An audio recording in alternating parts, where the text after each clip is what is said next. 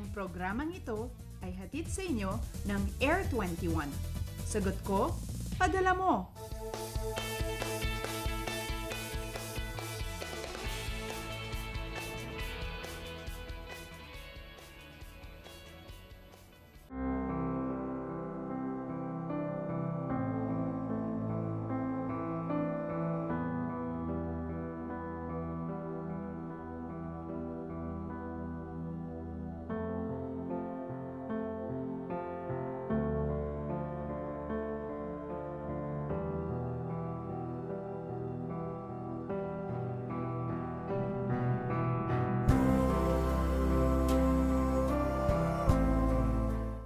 Magandang umaga, Luzon, Visayas, Mindanao, alas 5 na po ayon sa Philippine Standard Time. Kumusta naman po ang inyong gising ngayong Sabado ng umaga?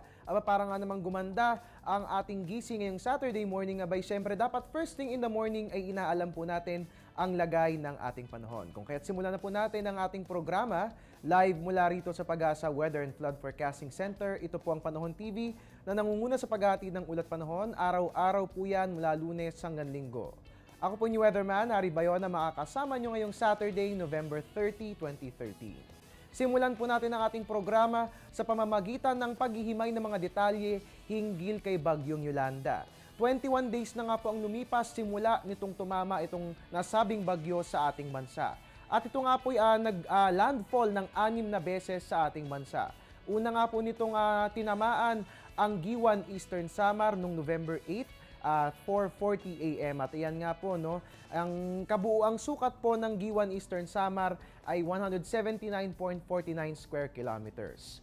Pangalawa naman po nitong tinamaan ang Tolosa, Leyte. Tumama po yan ng 7 AM. At pangatlo naman po, not long after, tinamaan po nito ang Daan, Bantayan, dyan po yan sa Cebu. At not too long after 10:40 AM ay sumunod po itong tumama, dyan po yan sa Bantayan Island sa Cebu. At ang panglima pong tinamaan nitong bagyong si Yolanda ay ang Tolosa, Leyte. Tumama po yan ng umaga rin po yan, or rather tanghali na po yan. And after po niyan, ang pinakahuling landfall po na nangyari dahil po kay bagyong Yolanda ay 8 PM po at iniring nga po nakaligtas ang Southern Luzon na tumama nga po yan sa Busuanga, Palawan. Ngayon mga kababayan, ito nga pong si Bagyong Yolanda, hindi lang po yan nagdulot ng malalakas na ulan at malalakas na mga hangin dahil ito rin po ay nagdala sa atin ng storm surge. Ano nga po ba yung storm surge na ating tinatawag? Ito nga pong storm surge ay ang pagtaas ng alon dahil po yan sa malakas na bagyo. Usually, umaabot po yung taas ng alon niya na hanggang 7 meters or depende po yan kung gaano kalakas ang nasabing bagyo. Ito nga pong storm surge ay iba po yan sa tsunami dahil ang tsunami po, ang mga pagtaas po kasi ng alon na dulot ng tsunami ay dahil naman po yan sa pagyanig ng ilalim ng lupa sa ilalim po yan ng karagatan or pagputok ng bulkan sa ilalim ng karagatan. At ngayon naman po mga kababayan, silipin po natin ang highlights nitong ni Bagyong Yolanda. Ito nga pong November 11, nag-issue po ng Presidential Proclamation number 682. Si Pinoy po yan, ito po ay deklarasyon ng State of National Calamity. November 12, nag-facilitate po tayo ng acceptance ng mga donasyon mula po yan sa iba't ibang mga bansa. At noong November 15, naging sapat naman na po yung supply ng tubig dyan po yan sa Leyte. Alright, sa puntong ito, sisilipin din po natin ang mga prepositions o yan po yung mga ating natanggap na tulong mula po yan sa iba't ibang mga bansa. Ito nga po, no, ang personal po na ating nakuha ay 34,576. Meron po tayong vehicles na nakuha na mahigit 1,000, sea crafts na mahigit 100, aircrafts na mahigit 100, at other assets and equipment na mahigit sa 28,000. At sa puntong ito, atin din pong sisilipin ito pong mga nagbigay, mga nag-donate na bansa. Meron pong 9 countries na nag-donate sa atin. Number of UN organizations, meron po 15. Number of INGOs, meron pong mahigit 100 for a total of 137. And alright, at this point, ating pong alamin ang pinakahuling tala mula po yan sa NDRRMC o National Disaster Risk Reduction and Management Council. Sa kasalukuyan, meron na pong mahigit 5,000 katao na nasawi.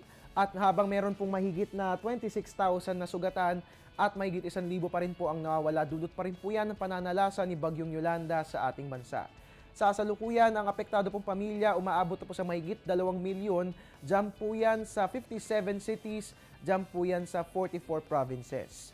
At ito nga pong kabuuang damaged houses na itong naidulot ni Bagyong Yolanda ay mahigit 1 milyon na. At sa ngayon, ito pong Port of Tacloban, Matnog, Sorsogon Port, Port of Allen, Bulan Port, Sorsogon, Allen, Northern Samar. Ito pong mga ito ay limitado pa rin po ang operasyon dahil nga po yan sa nasabing bagyo. Umaabot na po itong ating mga danyos sa mahigit 27 billion pesos. Kasama po dyan yung mga total na po yan ng crops, livestock, fisheries, irrigation facilities at ganoon din po yung mga agricultural infrastructure. Sa kasalukuyan mga kababayan ay yung water supply po natin sa municipality ng Barbasa, Antique at ganoon din po sa ilang mga lugar sa Capiz, Iloilo at Busuanga at Coron ay hindi pa rin nga po na ibabalik. At nakataas pa rin po itong national state of calamity sa ating bansa. At ito nga pong cost of assistance, mula po yan sa mga iba't ibang mga ahensya ng gobyerno, umaabot ng mahigit 630 million pesos. Sa kasalukuyan ay patuloy pa rin pong ginaganap ang rescue at relief operations sa mga lugar kung saan tumama itong si Bagyong Yolanda. At sa ating pagbabalik, may makakapanayan po tayong Pag-asa Weather Forecaster. Atin po nga alamin ang lagay ng ating panahon ngayong araw ng Sabado, kung kaya't wag po kayong aalis at magbabalik po ang Panahon TV.